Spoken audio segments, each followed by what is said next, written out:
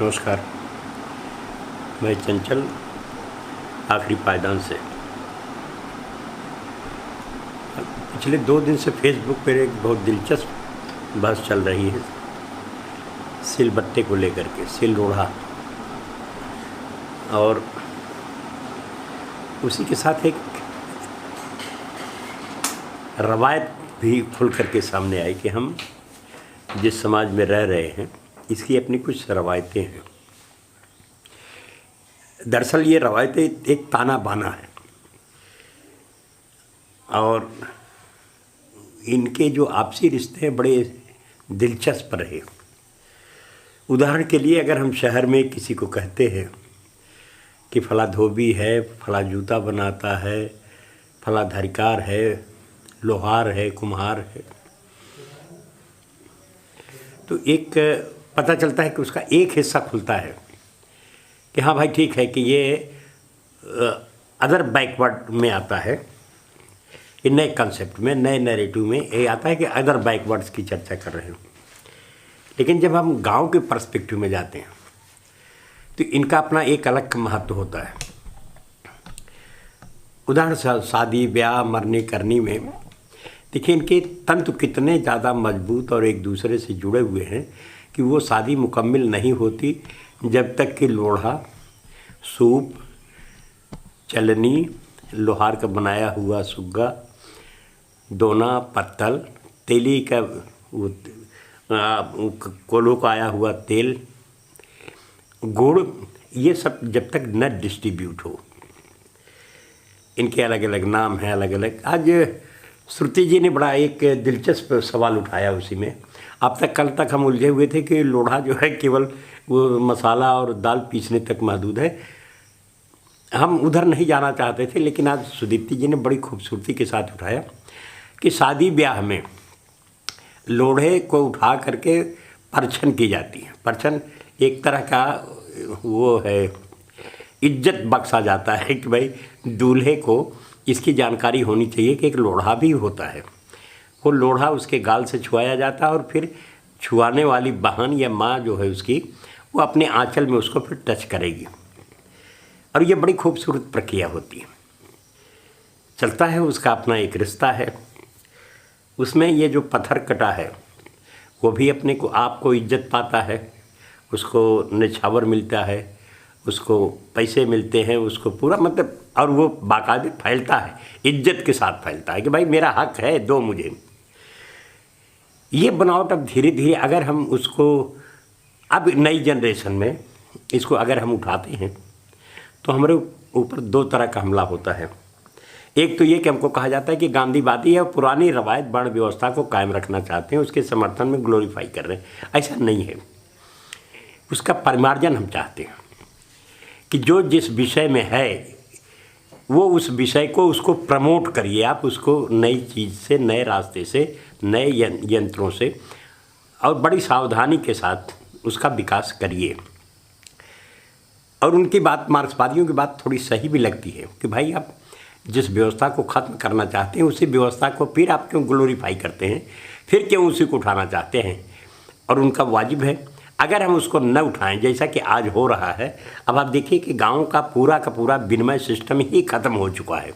नतीजा क्या हुआ उसका उदाहरण देख लीजिए। बिहार है, राजस्थान है, उत्तर प्रदेश है कि हम एक दूसरे से नगद भुगतान न करते हुए, उसके लिए ये इसलिए कि हमारे पास करेंसी नहीं थी, लेकिन हम एक दूसरे को जिसको कहते हैं कि कैश एंड काइंड में हम पेमेंट कर रहे थे। और कोई भी गाँव का आदमी हमेशा खुशहाल था, चाहे कितने भी अभाव में रहा हो। लेकिन अब वो स्थितियाँ बदली हुई हैं।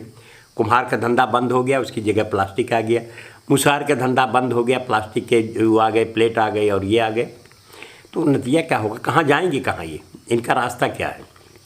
इस रास्ते की जब बात होती है तो हमारे मित्र लोग जो वामपंथी, में हालांकि विरोधी इस मुद्दे पर हमारा दक्षिणपंथी लोग भी करते हैं, लेकिन हम उनकी बात नहीं करते इसलिए कि उनके पास वजन नहीं है, विजनहीन है वो लोग। उनके पास ये बकवास उनको लगता है कि यथास्थिति को बनाए रखो।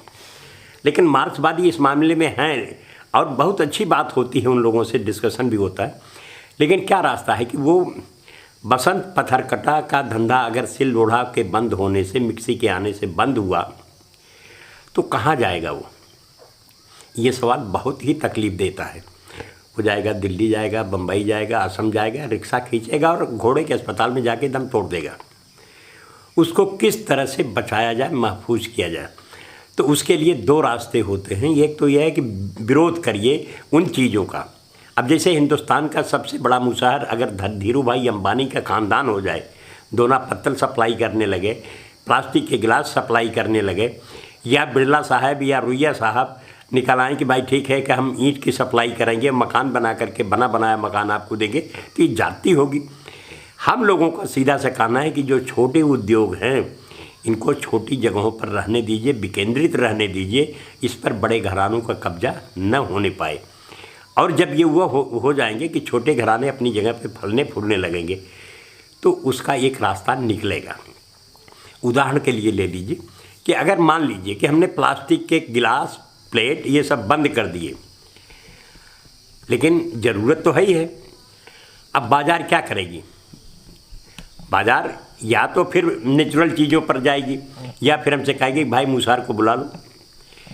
ये जो तरीका होता है हम इसीलिए लड़ रहे हैं। तो उनसे कहते हैं कि भाई सीधी सी बात है कि कोई रास्ता तो होना चाहिए, और ये रास्ता निकालने का एक ही तरीका है कि हम इस समय के मौजूदा जो सत्ता व्यवस्था है, जिसकी एकाधिकारवाद है, केंद्रीकरण की नीति है, इसके खिलाफ एकजुट होकर के हम विकेंद्रित स्थिति की तरफ जाएं। बहुत खुशी भी होती है कि बहुत हद तक आज पिछले 7-8 सालों में, विशेष करके 10 सालों से हम जिस दौर से गुजर रहे हैं, राजनीतिक सामाजिक, उसमें सब लोगों को ये समझ में आ गया है, यहाँ तक कि धुर दक्षिणपंथी जो हुकूमत में है उनके भी हिस्से में दबी जुबान से ये चर्चा हो रही है कि तो गलत हो रहा है। हम केवल सिस्टम ही नहीं बिगाड़ रहे हैं बल्कि समाज के ढांचे को भी तोड़ रहे हैं। और अगर समाज का ढांचा टूट गया तो राजनीति बहुत मामूली चीज़ होती है, आज टूटी है कल बन जाएगी, सुधर जाएगी, लेकिन सामाजिक ढांचा अगर एक बार बिखर गया तो इसको सुधरने में काफ़ी वक्त लगेगा।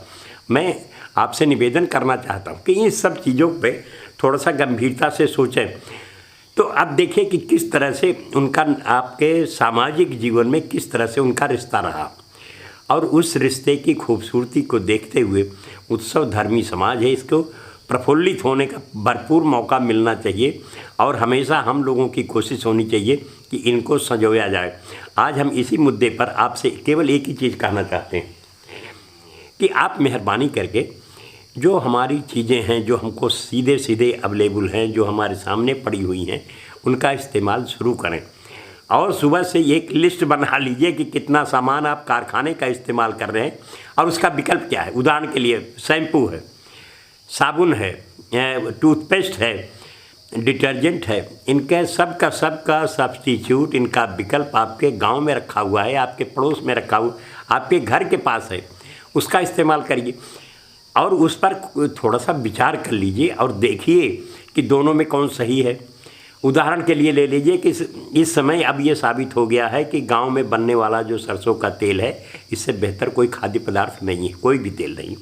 कोकोनट का जो तेल है उससे बेहतर कोई चीज़ अब तक नहीं आया है।